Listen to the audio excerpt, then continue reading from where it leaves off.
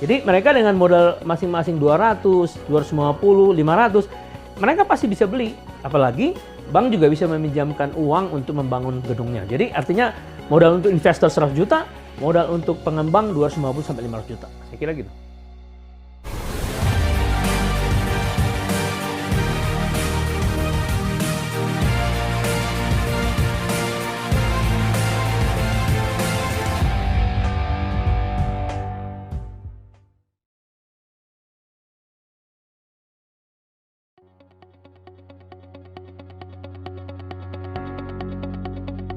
Berapa modal minimal memulai bisnis properti? Ini pertanyaan yang banyak sekali diajukan ya kepada saya selama ini.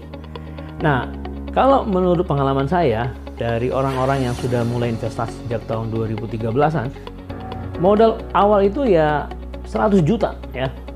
Kalau dulu bahkan mungkin nggak sampai 70 juta sudah cukup. Tapi sekarang ya 100 juta jadi investor.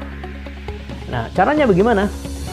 100 juta misalnya dia investasi sebuah unit apartemen dengan harga katakanlah 700 juta, berarti kan modal 10% sampai 15%. Nah, sisanya kalau dia pandai mencari properti di lokasi sunrise, itu bisa sewanya yang membayar cicilannya. Nah, itu. Jadi dia harus belajar tekniknya itu bagaimana caranya.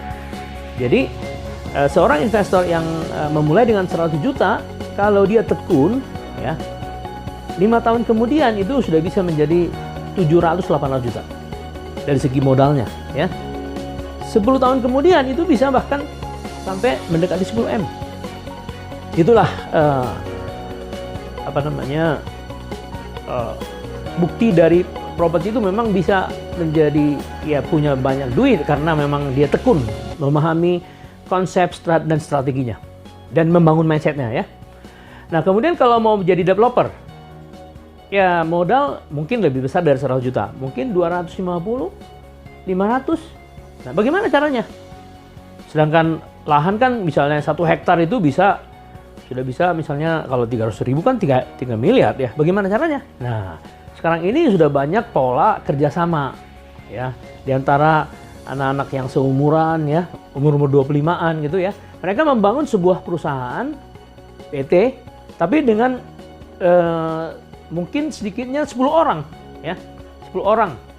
Jadi mereka dengan modal masing-masing 200, 250, 500, mereka pasti bisa beli. Apalagi bank juga bisa meminjamkan uang untuk membangun gedungnya. Jadi artinya modal untuk investor 100 juta, modal untuk pengembang 250 sampai 500 juta. Saya kira gitu.